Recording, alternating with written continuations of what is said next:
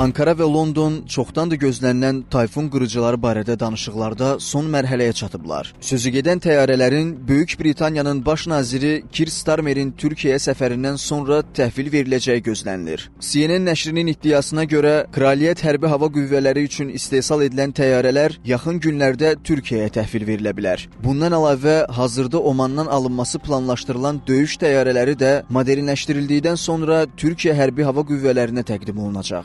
Ümumilikdə 40 tayfun qırıcılarının alınması gözlənilir ki, bu razılaşma Ankara üçün olduqca əhəmiyyətlidir. Tərəflərin bu sövdələşmə üçün ilkin olaraq 5 milyard 600 milyon dollarlıq müqavilə bağladığı deyilsə də, yekun məbləğ qeyri-müəyyəndir. Ekspertlərin fikrincə, F-35 proqramından uzaqlaşdırılan Türkiyənin havada üstünlüyü qazanması üçün etdiyi həmlələr olduqca vacibdir.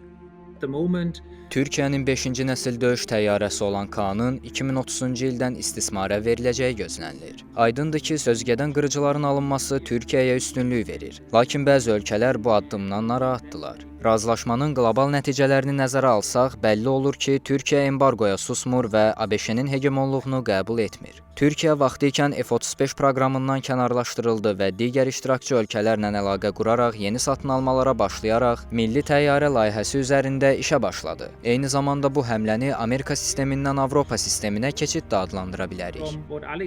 Rusiya istehsalı S-400 hava hücumundan müdafiə sistemini alması ilə Birləşmiş Ştatlar tərəfindən F-35 proqramından uzaqlaşdırılan Ankara hava qüvvələrini gücləndirmək yolunda ciddi addımlar atır. Çünki F-35-lərin Ankaraya verilməməsi ölkənin 5-ci nəsil qırıcılar baxımından geridə qalması deməkdir. Bununla yanaşı Türkiyənin hazırda tayfun qırıcılarını alması yaxın şərqdə və şərqi Aralıq dənizində balansı yenidən bərpa edə bilər. İsrail və Yunanistanın artan narahatlıqları da bunun bariz nümunəsidir. İsrail F-35 qırıcılarını 2016-cı ilin sonlarında aldıqdan sonra yaxın şərqdə sözügedən təyyarələrə sahib ilk ölkə olub. İsrail F-35 sifariş etsə də hələlik ordusunun arsenalında yalnız 42 bu tip qırıcı var. Yunanistan isə Ankaranın S-400 almasından keçirdiyi narahatlıqlardan sonra buna qarşılıq olaraq F-35 sifariş etsə də ilk çatdırılmanın ən tezi 2028-ci ildə baş tutacağı bildirilib. Ancaq tayfunların yaxın zamanda Türkiyəyə tədarükü ölkənin hava səmasında 5-ci nəsil qırıcı boşluğunu aradan qaldıracaq. Üçbucaqlı Delta qanad dizaynı sayəsində tayfun xüsusilə hava döyüşü ssenarilərində digər döyüş təyyarələrinə qarşı çox təsirli rol oynayır.